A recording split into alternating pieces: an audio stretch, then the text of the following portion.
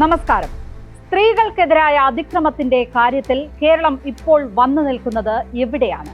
2025 ആദ്യ 7 മാസം മാത്രം 1753 ബലാത്സംഗ കേസുകളാണ് ഇവിടെ ഉണ്ടായത്.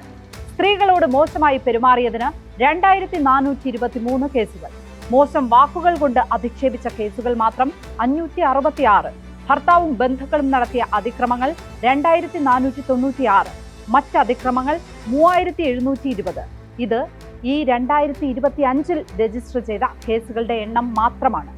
അതായത് ഒരു നിവൃത്തിയുമില്ലാതെ സഹികെട്ട് ഇരകൾ നൽകിയ പരാതികളുടെ എണ്ണമാണിത്. അവിടെ ഒരു രാഹുൽ മാങ്കൂട്ടത്തിലിന്റെ കേസ് വേറിട്ട് നിൽക്കുന്നത് എന്തുകൊണ്ടാണ്? അയാൾ ഒരു ജനപ്രതിനിധിയാണ് എന്നതുകൊണ്ടാണ്.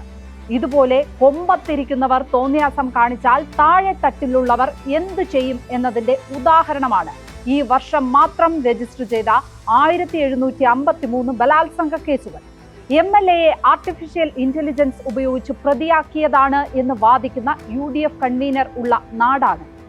അവിടെ ഇങ്ങനെ പലതും നടക്കും. സ്പോട്ട്ലൈറ്റ് ആരംഭിക്കുന്നു. രാഹുൽ മാങ്കൂട്ടത്തിൽ ഇപ്പോൾ ആരുടെ MLA? രാഹുൽ മാങ്കൂട്ടത്തിലിനെ കോൺഗ്രസിൽ നിന്ന് സസ്പെൻഡ് ചെയ്തു, പിന്നെ പാർലമെന്ററി പാർട്ടിയിൽ നിന്നും സസ്പെൻഡ് ചെയ്തു.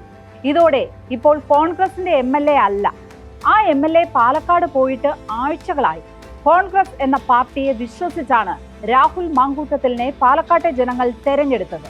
അവിടെ C. കൃഷ്ണകുമാറോ P. സരിനോ വേണ്ട, രാഹുൽ മതി എന്ന് തീരുമാനിച്ചത് കോൺഗ്രസിന്റെ സ്ഥാനാർത്ഥി ആയതുകൊണ്ടാണ്. അല്ലാതെ രാഹുൽ മാങ്കൂട്ടത്തിലിനെ വോട്ട് ചെയ്ത് ജയിപ്പിക്കാൻ പാലക്കാട്ടുകാർക്ക് ആളുമായി ഒരു മുൻപരിചയവുമില്ല. യൂത്ത് കോൺഗ്രസ് നേതാവ് എന്നുള്ള പരിചയം മാത്രമാണുള്ളത്. അങ്ങനെയുള്ള യൂത്ത് കോൺഗ്രസിൽ നിന്ന് MLA സ്വയം രാജിവെച്ചു. കോൺഗ്രസിൽ നിന്ന് MLAയെ പുറത്താക്കി. പിന്നെ പാലക്കാട്ടുകാർ എന്തിനാണ് ഇങ്ങനെ ഒരാളെ വഹിക്കുന്നത്? MLAക്കെതിരായി പ്രചരിച്ച തെളിവുകൾ ആർട്ടിഫിഷ്യൽ ഇന്റലിജൻസ് ഉണ്ടാക്കിയതാകാം എന്നാണ് UDF convener Adoor Prakash MP പറയുന്നത്. അത് അങ്ങനെയാണെങ്കിൽ ഇത്രയും ദിവസങ്ങളായിട്ടും എന്തുകൊണ്ടാണ് കോടതിയിൽ പോകാത്തത്? വ്യാജ തെളിവുകൾ സൃഷ്ടിച്ചതിന് ഉത്തരവാദികളെ പ്രോസിക്യൂട്ട് ചെയ്യാത്തത് എന്തുകൊണ്ടാണ്? ഒന്നും വേണ്ട, വ്യാജ ശബ്ദരേഖയാണെങ്കിൽ അത് അന്വേഷിക്കണം എന്നാവശ്യപ്പെട്ട് പോലീസിൽ ഒരു പരാതി നൽകാത്തതെന്തേ? MLA നിരപരാധിയാണെങ്കിൽ UDFന് കൊടുത്തുകൂടെ ഒരു കേസ്? അങ്ങനെയല്ലേ കുറ്റവിമുക്തനാകേണ്ടത്? ഇപ്പോൾ UDF നേതാക്കൾ സംസാരിക്കുന്നത് ശ്രദ്ധിച്ചിട്ടുണ്ടോ? രാഹുൽ മാങ്കൂട്ടത്തിനെതിരായ കേസ് അടഞ്ഞ അധ്യായം എന്നാണ് അവരെല്ലാവരും പറയുന്നത്. It is A closed chapter. ആരാണ് രാഹുൽ മാങ്കൂട്ടത്തിനെതിരായ അധ്യായം അടയ്ക്കേണ്ടത്? അത് ഇരയാക്കപ്പെട്ട വനിതകളാണ്. അവർ ഒരാളെങ്കിലും ഇതൊരു അടഞ്ഞ അധ്യായമാണെന്ന് പറയുകയുണ്ടായോ? ഒന്നും രണ്ടുമല്ലല്ലോ, എല്ലാവർക്കും അറിയുന്ന മട്ടിൽ 5 കേസുകൾ എങ്കിലും ഇപ്പോഴില്ലേ? ഗർഭഛിദ്രം നടത്തി എന്ന് പറയുന്നത് തന്നെ 2 എണ്ണമാണെന്നാണ് ഇപ്പോൾ വരുന്ന റിപ്പോർട്ടുകൾ. 2 ഗർഭഛിദ്രവും ബംഗളൂരുവിൽ വെച്ച് നടത്തിയെന്നാണ് ക്രൈംബ്രാഞ്ച് നിഗമനം. ഗർഭഛിദ്രം നടത്തേണ്ടി വരുന്നത് എന്തുകൊണ്ടാണ്? കുട്ടിയുടെ പിതൃത്വം ഏറ്റെടുക്കാൻ പുരുഷൻ തയ്യാറാകാത്തത് കൊണ്ടാണ്. പ്രണയിനിയായിട്ടല്ല, ലൈംഗിക ഉപകരണമായിട്ടാണ് സ്ത്രീയെ കണ്ടത് എന്നതുകൊണ്ടാണ് ഇങ്ങനെ ചെയ്യേണ്ടി വരുന്നത്. ഇത് സ്ത്രീകൾക്കെതിരായ വലിയ അതിക്രമമാണ്. കുഞ്ഞിനെ വളർത്താൻ ആഗ്രഹിക്കുന്ന സ്ത്രീയെയാണ് ഗർഭഛിദ്രത്തിന് നിർബന്ധിക്കുന്നത്. അതുകൊണ്ടാണ് ഇത് കുറ്റകരമാകുന്നത്. കുഞ്ഞിനെ വേണ്ട എന്ന് സ്ത്രീകൾ ആഗ്രഹിച്ചാൽ അത് ശാരീരികമായ കാരണങ്ങൾ കൊണ്ടാകും. എന്നാൽ ഇവിടെ സംഭവം നേരെ തിരിഞ്ഞാണ്. അതുകൊണ്ടാണ് ഗർഭഛിദ്രം കുറ്റകരമാകുന്നത്. ബലാത്സംഗത്തിലൂടെ ഗർഭിണിയാക്കുന്നവർക്ക് പോലും ഗർഭഛിദ്രം കോടതികൾ അനുവദിക്കാത്ത സാഹചര്യങ്ങളുണ്ട്. അങ്ങനെ അത്ര വലിയ കുറ്റം ചെയ്തു എന്ന ആരോപണം നേരിടുന്നയാളാണ് ഇപ്പോൾ MLA ആയി തുടരുന്നത്. MLAക്കെതിരായ കേസുകളെ നിസ്സാരവൽക്കരിക്കാൻ വിവിധ മാർഗങ്ങൾ ഉപയോഗിച്ചു കാണുന്നുണ്ട്. അതിൽ പ്രധാനം ഇത്തരമൊരു കേസിൽ ഉൾപ്പെടുന്ന ആദ്യത്തെ ആളാണോ എന്ന ചോദ്യമാണ്. ആദ്യത്തെ എന്നല്ല, ആരോപണം ഉയർന്ന ആ ദിവസത്തെ പോലും ആദ്യത്തെ ആളാകണമെന്നില്ല. കഴിഞ്ഞ വർഷം, അതായത് 2024 മാത്രം സ്ത്രീകൾക്കെതിരെയുണ്ടായ അതിക്രമ കേസുകൾ 18,887 ആണ്. 2023 18,980 കേസുകൾ, 2022 18,943 കേസുകൾ.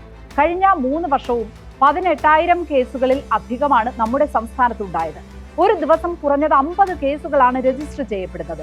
ഇത് രജിസ്റ്റർ ചെയ്യപ്പെടുന്ന കേസുകളുടെ എണ്ണം മാത്രമാണ്.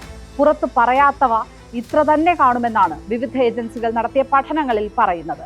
സ്ത്രീകൾക്കെതിരായ അതിക്രമങ്ങളുടെ കാര്യത്തിൽ രാജ്യത്ത് തന്നെ ഏറ്റവും കൂടുതൽ കേസുകൾ രജിസ്റ്റർ ചെയ്യുന്ന സംസ്ഥാനങ്ങളിൽ ഒന്നാണ് കേരളം. ഇവിടെ ഈ വർഷത്തെ ആദ്യ 7 മാസം മാത്രം രജിസ്റ്റർ ചെയ്ത കേസുകളുടെ എണ്ണം നോക്കുക. 11,036 കേസുകളാണ്. സ്ത്രീകളെ ഏറ്റവും മോശമായി കാണുന്ന വേറൊരു നാടുണ്ടാകുമോ?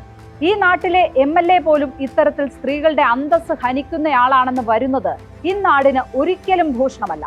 ഈ MLA മാത്രമല്ല, സ്ത്രീകൾക്കെതിരായി അതിക്രമം കാണിച്ച മറ്റ് MLA-മാരും രാജിവെക്കുക തന്നെ വേണം.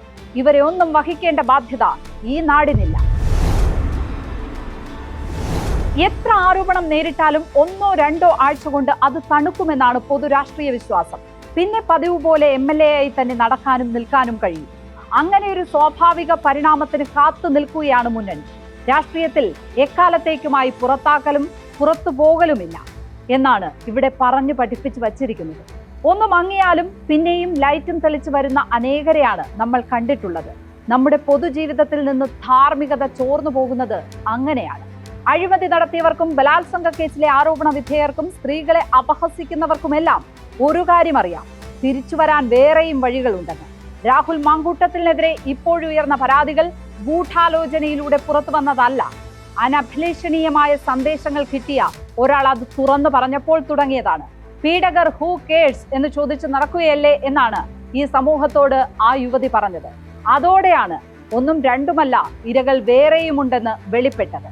ഒരു സീരിയൽ ഓഫൻഡറെ ഇനിയും വഹിക്കാൻ മാത്രം ഈ നാട് അധപ്പതിച്ചിട്ടില്ല എന്ന് മാത്രം പറഞ്ഞ് ഇന്നത്തെ സ്പോട്ട്ലൈറ്റ് പൂർണ്ണമാകുന്നു. ഇനി നാളെ മറ്റൊരു വിഷയവുമായി ഇതേ സമയം. നമസ്കാരം.